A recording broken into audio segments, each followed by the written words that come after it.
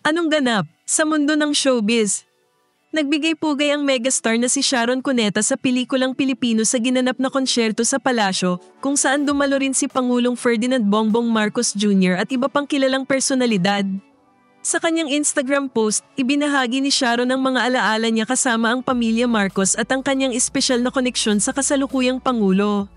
Sa kanyang pagbabalik sa palasyo, ibinahagi ni Sharon ang ilang hindi malilimutang karanasan noong kabataan niya. Ang kanyang unang disko sa Malacanang.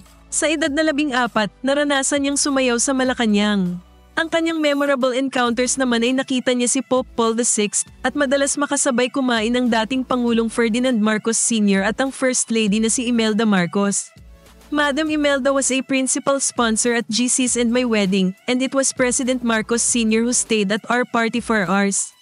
Kwento ng megastar. Ibinahagi ni Sharon ang init ng pagtanggap sa kanya ni na Pangulong BBM at First Lady Liza Araneta Marcos. My favorite in their family has always been President BBM.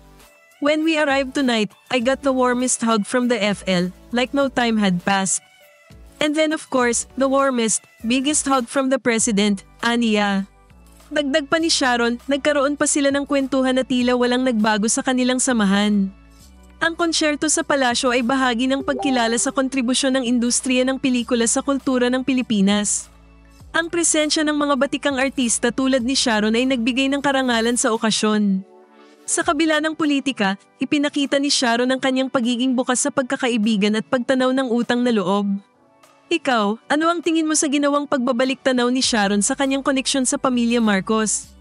Sa palagay mo, may papel ba ang mga personal na alaala sa paghubog ng pagkakaibigan kahit sa gitna ng magkaibang paniniwala?